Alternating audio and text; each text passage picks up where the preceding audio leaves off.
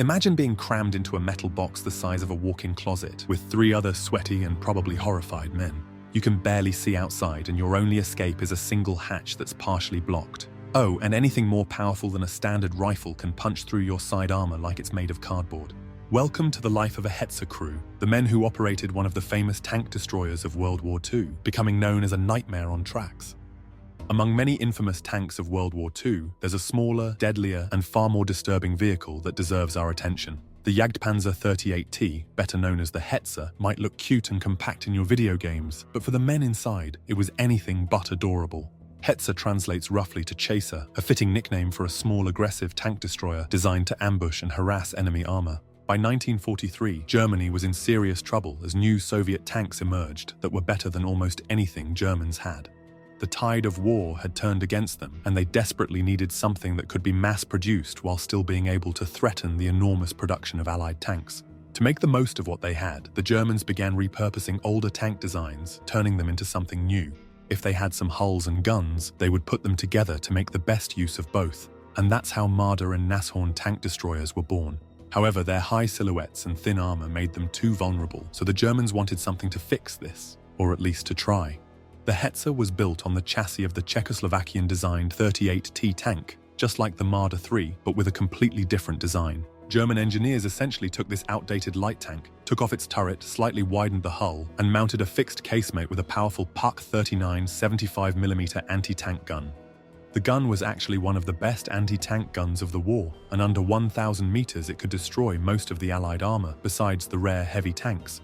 However, the gun could traverse only 5 degrees to the left and 11 to the right. Anything beyond that required moving the entire vehicle, which risked giving away its position. But we'll come to that. Development began in 1943, with mass production starting around April 1944. By war's end, approximately 2,500 of these weird machines had rolled off the assembly lines. But the real story is about the men who had to fight inside what was called a mobile coffin.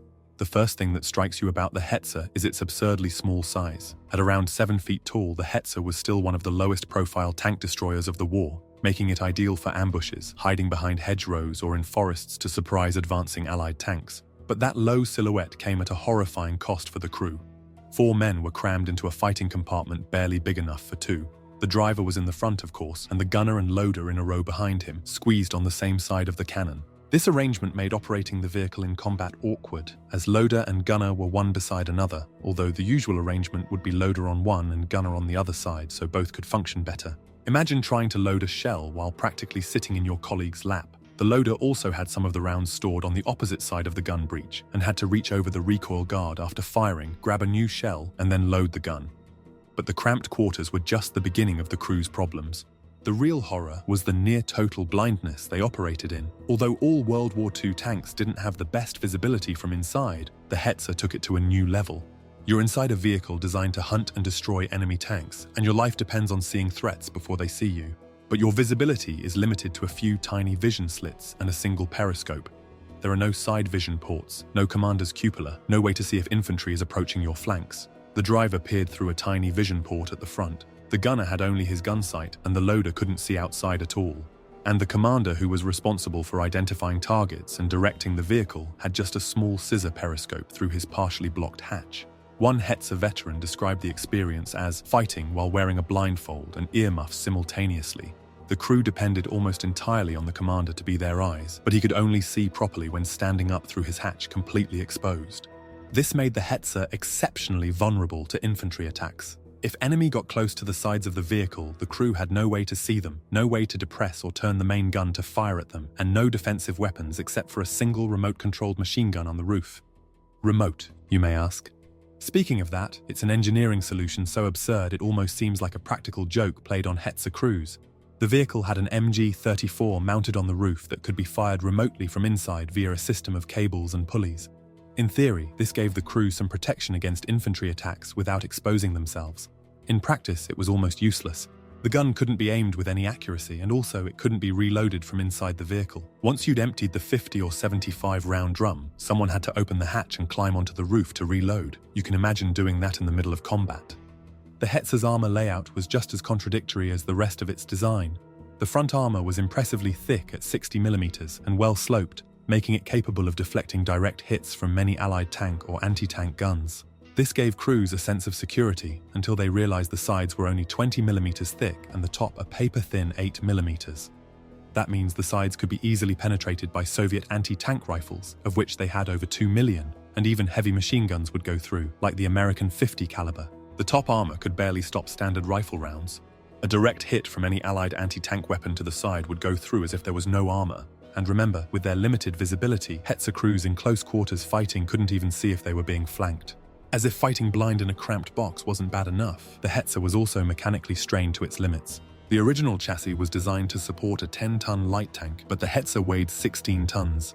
The suspension was overloaded, especially in early models, which were visibly sagging at the front from the combined weight of the armor and gun.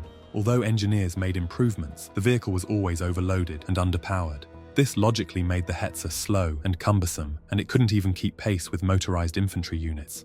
Just when you thought the Hetzer couldn't get more horrifying for its crews, German engineers said, "Hold my schnaps," and created the Flampanzer 38T, a flamethrower variant that saw some action on the Western Front. About 50 of these nightmares were produced, replacing the main gun with a flamethrower that could project burning fuel about 60 meters.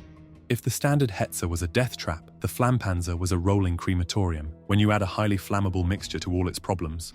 Plus, to be effective, flamethrowers need to get extremely close to their targets, meaning crews had to drive to within point-blank range of enemy positions. You'll be driving a blind box filled with liquid fire toward heavily armed enemies who will do anything to kill you before you get close enough to use your weapon. It's no surprise that many of these flamethrower variants were abandoned intact by crews who simply refused to take them into combat. During the 1944 Warsaw Uprising, Polish resistance fighters captured one Hetzer from German forces and used it to defend a barricade against German tanks. Although technically impressive in some ways, especially when you look at it just on paper, the Hetzer was a nightmare for the men who operated it. It was cheap to produce, had a powerful gun and a low profile that made it harder to spot and hit, seeming like a reasonable solution to Germany's desperate need for tank destroyers. But military vehicles are homes and workplaces for human beings who must fight effectively inside them, and in that most critical aspect, the Hetzer failed its crews spectacularly. By the time they reached the battlefield in significant numbers in late 1944, Germany was already losing on all fronts. This meant Hetzer crews were fighting defensive battles against overwhelming odds. However, this doesn't mean they were completely useless. In the right hands, they destroyed dozens of Allied tanks in well-executed ambushes. However, they couldn't make a dent against Allied mass tank production and Germany's rapidly deteriorating situation. Today, military historians and tank enthusiasts may admire the Hetzer for its innovative design and impressive production numbers, but we should never forget the young men who suffered and died inside these metal boxes, not just Hetzers, but all other armored vehicles of the war. Remember, behind every impressive statistic and sleek design lies a human story that's often far more terrifying than the spec sheet suggests.